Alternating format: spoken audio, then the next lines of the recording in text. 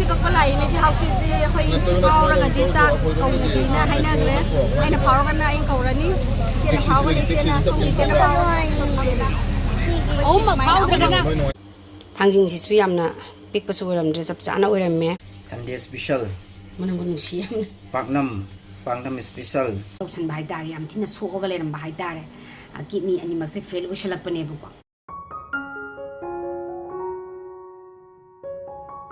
mayam masigi Sunday gi special nena tauriye to kari no ngasi nang Sunday special jibo kari pizza gi haino nambu namning ba phaurak prana kanate kari pizza gi haibno akoi di ahau bu pizza nya de koi di namage de lai ramne video namning ba phaurak prana nang ba haro kari no se si napak fisu ure adi sina kenoni sogri ni adi sina Lufutharo ni kari waram do mange sina thangsuri ni ma hojik shogi baido adona di ai thangsuri si karuna na karuna ga isi ga na ngaura bani ko thangse hazaye na si thangse sura ko di how do si di adu thangdu kanana leibno kanana khanbno adu musu hayo thangse bu khanbu budi adeni adu ju hayo thangse khanbu budi thangse khali ba misak du budi nai masak yenga khangni no masa ura khangni yone na pak pise nan mo di yaw ko do yam tawdre bu ko masa nani masa ka do bo ko isi di masa phatla ju phatra ju ko di mamman yam lai gre sana ni adu budi sana na diamond chara ge ko di diamond ni chamba ju lai jaru da ba ko di ko hobham lai jada ba ko di diamond ni diamond khangde da da blai e som kan kra khaidoga sini mayam si nongmagi Sunday gi special tongni ye mana sigi ne Lufutharo Paknam jingi Paknam je lai jingi Lufutharo je lai ni da iron bam ju chagre da na ko iromba ani rak posu jale ke no sis na ngasi di Lufutharo Paknam taurage sina pakpi khitang siga ko aduga sauri ma taurage sauri si ma thongage aduga ikai thabi ge thangjinga mami lagi wow pura special tare he wow adu su uchara ta bada tangai ko se uchara ke ngai ko tin ge yoli he tare na ne ko do ikai thabi ko dai chakre ikai thabi na sida lai de wow ikai thabi simaga thangjing me lage sauri ma thongage Lufutharo Paknam na sibu sida bu kana na saba sidi pura nga sidi khoi gi yungi special tare na sidi khoi yungi pura sidi asam special na lamdre pura ekta Sunday special ni kaino wangangi ba tin ga si yot na ngangi tawri si boy bo mi na ta bada yengo to am phada na seme si kya pi ba yang khai ro jam khai ngak tani ke no moi ke no yang khai da se ayene ta di kya pi do no khang de aduga Monica da di se kano ni adi Monica na mu khara mu chum pot se kitang swai de akoi si de dukan khara lei bi si de di ko khara mu moi ne ju khara kitang marang kai na sembi ye adegi mu option ju mu Monica na mu khara lei akoi sai dukan ju yam ni na sa sin kitang mu lei bu khot pa da kitang mu tang bo ya ko we bu tang aduga akoi Monica da sakura di mi dukan du yam ba ni na ko yam ni na mo ju competition ni na ko aduna kara to we bu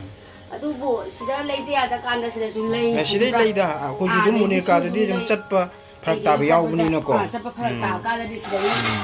leide ya di leide ba ya rakte ba smile lei re adu sidi nga sidi jani gi akoi ani khana ya ma sa do ni na be ma di hayo da ni ya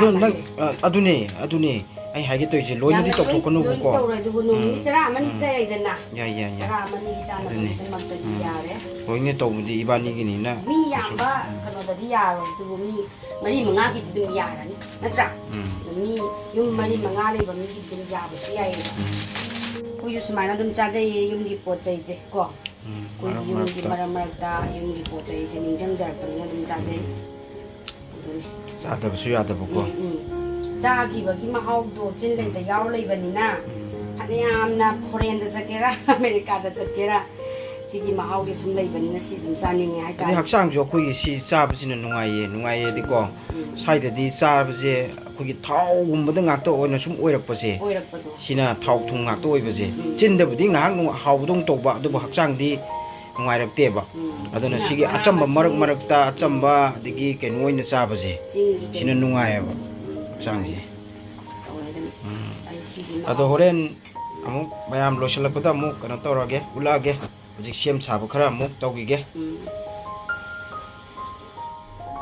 sida sauri thongga loire sida sauri thonge bako aduga hau Lufutharo gi Paknam sengena sem thamba hore aduga kaithabi gi do kaithabi se chamba loire bani ba aduga sumna ba tawrage thangjing je mina je me thangjing se maru se kam dau bada no hetang yeng se lodi lore na han porok pani no ko maru se dum ya ma ni ko yam ti ko so edre am chaw so edre to dum chap cha ba do ore wakhan di yeng bada yam chaw ma le ga lodi lore ngasi sa to yeng chi cha thok dra di yar yam chaw ba su na te yam pik ba su na te ba ko adu medium size to ne ba noi ba ore Paknam jidi mai ta do re asidi pura Sunday jidi Sunday special manang gunung siam Paknam special koi re bitung da asidi ado akoi Paknam ji yang la masak yeng gera yeng ko lo wow tang dana yeng la ji ong loi na kui na le rak pagi ko mayai se thaba loi tat la leiram me ado sigi manam je law na ba na ha pe do makha da foil gi ngasai foil paper do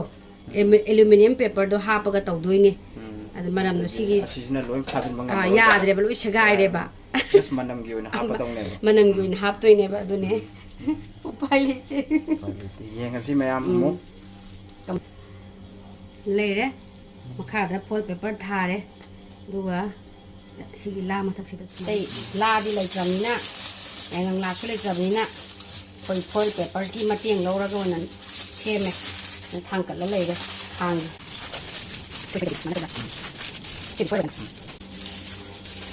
to mayam span se thang ka to ni ai che thang ka to ni kai thabi ka thangjing ga singju gi ready loire smain lai re majana kup ni yang kak chat le duga thangjing si su yamna pik pa su ram dre sap chana oiram me ade si morok si di chaw riang morok ma pum lai dugi ni cha doi se daina khamena khabi kitang hap ke na ko yam hap su kha ba ade manam ju kitang haina de na ko kitang hap ka taw ba kitang hap ning ba nung si ba do adu duga tawra kitang ma sema gi na lai re aduga Paknam gi dukan na sida kana taw steam lauri hai tare adeda alu soire sisna Lufutharo kango kitang amangau ge taw bane adegi saugri loire ko masigi mathen je smaina ne Paknam loire hoidi foil paper na se ba Paknam mathaki hamba lokhu e bako manung ga khar thuna munjan gi na ba dana ada la je ina mata tat palawi banina mayam waro biya de nung na biganu maron kaya no lai dizel ji how do re yes mana Paknam ja da ba adugi sem bane do lok thok sarak ko ko sai di jang la je mache na sema banina mayam smaina lai ru pai pa ko mo yaw dramina ko Ayuna di magi manam sida bulaw na bagi da magta sem bane do fazana budi dum tare bako to fazana tare yes mana sa da bana na handi muni ka dagi Lufutharo ji lai jare aduna pak ni tong ni muni na pak pi do lai ram da ba na pak pi se ado la je mayam waro ya je katala mai tai gina Paknam moi English sana pizza do ai tare Ui re sarak te bas maina ka khan badi koi ra ba masan di lai ta bani na phak ta bani na to bangam da ba Juga la sih suko meruai na la sih di yang la sih bukan boleh agak su yang la kan boleh jadi su la kan di dekat tay dah na magi yomzen bidak na betul lepas ni kamu tahu tak buat apa tak mana leh masih panjang pergi kamu dunia betul panjang betul ya malah ya mana ke sih masih koi deh semak tak就是家那边开了托子糕。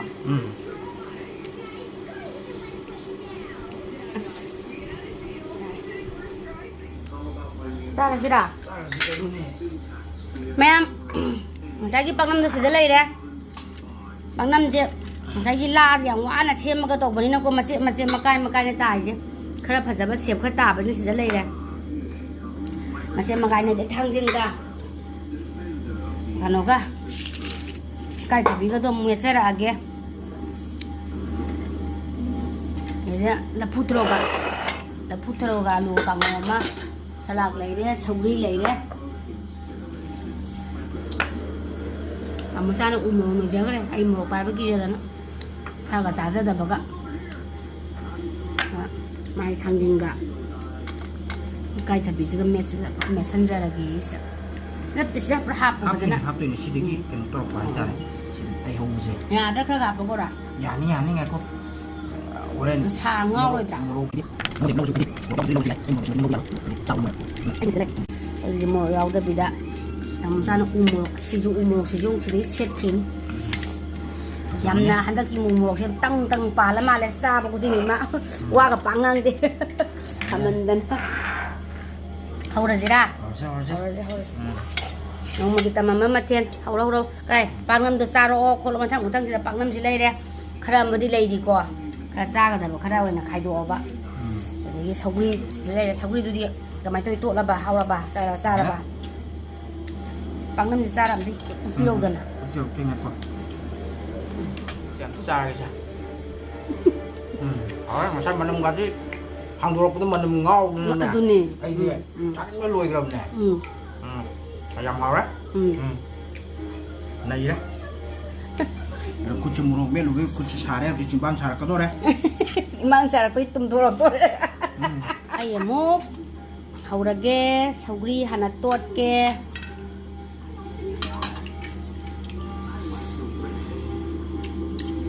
cho hảo á xin mừng anh ngon mà biết xong mà học phải làm sao bác làm cho hơi còn ăn của ép bác làm sao đấy bây giờ ăn rồi đấy phải ghé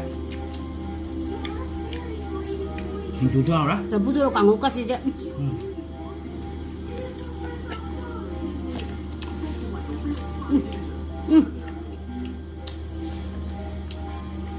nói cho á hay là bây giờ em bao hào ấy hay là bây giờ nè hả cái này kami kami apa ni? Rồi đấy. Sang gì ngạ? Ngon mà. Một số rồi đấy. Hay hồi đấy. Mua cái lao kìa. Thả bao ra bà.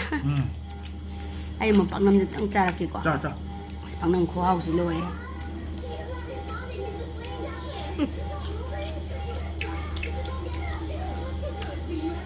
Làm thì hào lên mà. Aduh di mayam sa basuloi re haidi Sunday ni nako special padan tok thoi kui re ba pangnam ga sa da ba haidi kanu ka tok da ba sam kui re Lufutharo Paknam sum kui re na halai ru bodagi chara je na Sunday wara posi da chara je na tau re loi re aduh di Housie kakpa mu chat lage ngasi di kanu na haidi pung tare te gi hokdoi ne ba ko Housie je aduh ai di Housie je am bok su yaw tri ba yum da lai re do ai tanja sa da ba haigadra adigi angang zu oi bani na matam du da dum kakpasu adigi nyom su phajan khang de ba ko phajan am ta yaw tri ba ado ai Delhi de le ra Delhi de le budi ai yaw phang dore yeng ba su phang dore ado kamai to bono da sum yeng mina se ado smai to bane ba ko Housie series gi matang se da ina sum haijage mayam da tang khanghan jage ba ko koi sida ꯗꯦꯜꯂꯤꯗ ꯃꯃꯥ ꯃꯆꯥ ꯂꯩꯖꯕꯅꯦꯕꯀꯣ ꯍꯥꯏꯗꯤ ꯆꯨꯔꯆꯥꯟꯄꯨꯔꯗꯒꯤ ꯍꯟꯗꯛꯀꯤ ꯁꯤꯒꯤ ꯂꯥꯟꯁꯤꯗꯒꯤ ꯂꯥꯟꯖꯦꯟꯅꯔꯒ ꯂꯩꯔꯛꯄ ꯗꯦꯜꯂꯤ ꯃꯃꯥ ꯃꯆꯥꯅꯦꯕꯀꯣ ꯑꯗꯣ ꯃꯆꯥꯅꯨꯄꯤꯁꯦ ꯊꯕꯛ ꯑꯩꯈꯣꯏꯒꯤ ꯄ꯭ꯔꯥꯏꯚꯦꯠꯀꯤ ꯖꯣꯕ ꯃꯆꯥ ꯑꯃ ꯇꯧꯖꯔꯒ ꯂꯩꯖꯕꯅꯦꯕ ꯃꯃꯥ ꯃꯆꯥꯁꯦꯀꯣ ꯑꯗꯨ ꯃꯥꯅ ꯏꯃꯨꯡꯁꯨ ꯑꯗꯨꯝ ꯍꯥꯏꯗꯤ ꯏꯃꯨꯡꯁꯨ ꯈꯔ ꯈꯔ ꯄꯨꯔꯒ ꯏꯃꯨꯡꯁꯨ ꯄꯨꯔꯒ ꯂꯩꯖꯕ ꯑꯉꯥꯡꯅꯦꯕꯀꯣ ꯑꯗꯨꯗꯩꯗꯨꯗ ꯃꯥꯁꯦ ꯁꯨꯝ ꯃꯁꯥꯁꯦ ꯉꯃꯛꯇ ꯁꯨꯝ ꯂꯩꯕꯗꯨꯗꯒꯤ ꯂꯥꯁꯇ ꯃꯁꯥꯁꯦ ꯍꯥꯏꯗꯤ ꯀꯩꯅꯣ ꯇꯧꯁꯟꯕ ꯍꯥꯏꯇꯥꯔꯦ ꯌꯥꯝ ꯊꯤꯅ ꯁꯣꯛꯑꯒ ꯂꯩꯔꯝꯕ ꯍꯥꯏꯇꯥꯔꯦ ꯀꯤꯗꯅꯤ ꯑꯅꯤꯃꯛꯁꯦ ꯐꯦꯜ ꯑꯣꯏꯁꯜꯂꯛꯄꯅꯦꯕꯀꯣ ꯑꯗꯨꯗꯨꯅ ꯑꯗꯨꯃꯥꯏꯅ ꯇꯧꯕꯗꯒꯤ ꯑꯩꯈꯣꯏꯒꯤ ꯑꯥꯔꯁꯝ ꯃꯩꯇꯩ ꯀ꯭ꯂꯕꯅ ꯁꯤꯜꯂꯒ ꯍꯥꯎꯁꯤ ꯑꯃ ꯇꯧꯔꯁꯦꯅ ꯍꯥꯏꯗꯅ ꯑꯗꯨꯃꯥꯏꯅ ꯁꯤꯟꯕꯒꯤ ꯍꯥꯎꯁꯤꯅꯦꯕꯀꯣ ꯑꯩꯅ ꯉꯁꯤ ꯌꯥꯎꯗꯣꯔꯤꯕ ꯆꯠꯇꯣꯔꯤꯕꯁꯦ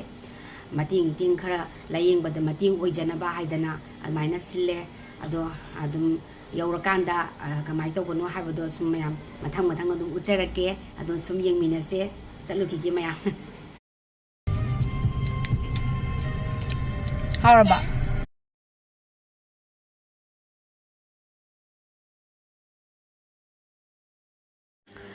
ꯑꯗꯨꯗꯤ ꯃꯌꯥꯝ ꯑꯩꯈꯣꯏ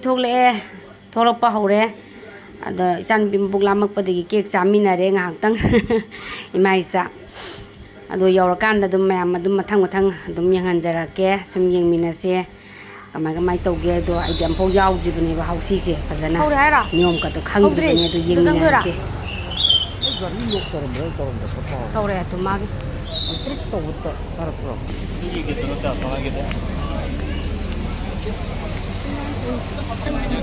Semuanya mata kira, kau makan dia. First line dah second line kau matai itu.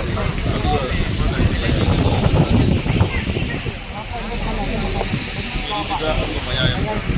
middle gate maya ini. Bima, tinggal kan. Kui dia haba, sih jawab tak ba?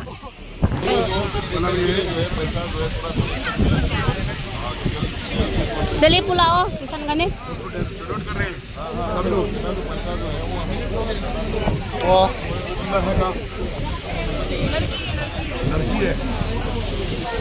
Bima, ni pukul pesan kan ni kon?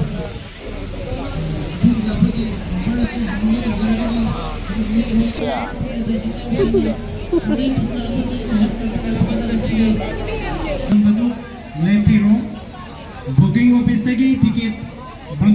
Zik lauzuri bat minitro si lau baya nebagi aya bumtang pibirum nama nonchari. Aduga kari mamta sendok sage. Aku star kapagi nyomzi kari mamapam khara desi. Center na last koi bani. Second line ki center tu na last koi bani. Mapam khara desi. Aduga koi nenga si center ba mapam masih desi. Corner na last koi sukai de. Star center tu hana kaprasu. Corner na last koi sukai de.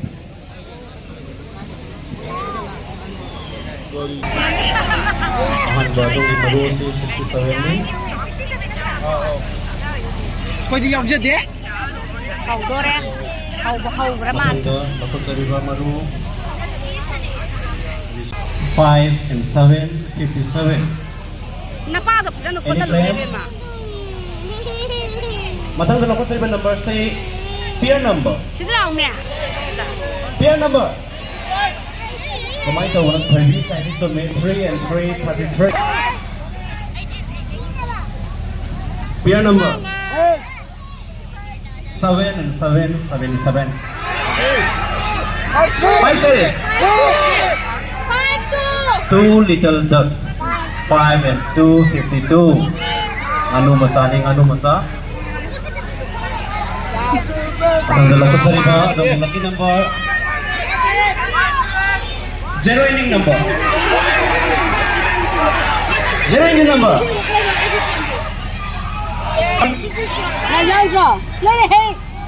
Matang gisdi kini ini tu. Sa ibu wa ni mami na nang ni gao bia ni. Khoi học sinh có lại này thì học sinh gì khoi ngau ra cái gì ta cầu gì na hay na cái hay na phao cái na anh cầu ra ni xin na phao cái gì xin na xong xin na phao mà phao cái na mà phao cái na kamai tu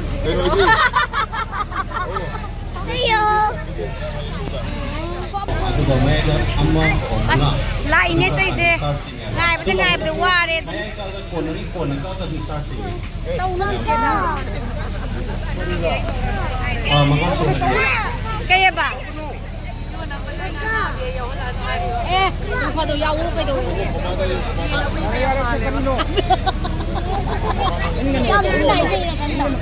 Aduga oi boina meron na din ma akwai taxi claim to power matunda akwai ki adun power ba dutang biro so yani akwai ke balan yana dun no lak take Mi se to ki mati yam ga hai tare. akwai balan yana no lak take kakage khala kam sida Dema pamu ya tu minam ta. Basi kak tu lang kanu ko. mayai da mari jadi paruhan mayai ko topi ga dam jadi apa yang tetap payate jadi mangga de belum me topi ga dam middle do itu da di start sing ya kaudang clean na ko tang di corner ki mari do ma matun ha na sukar ni sa ido clean ko tum tum de ba me ga do le mangga de ma ka ko mayai do ne bai se sarai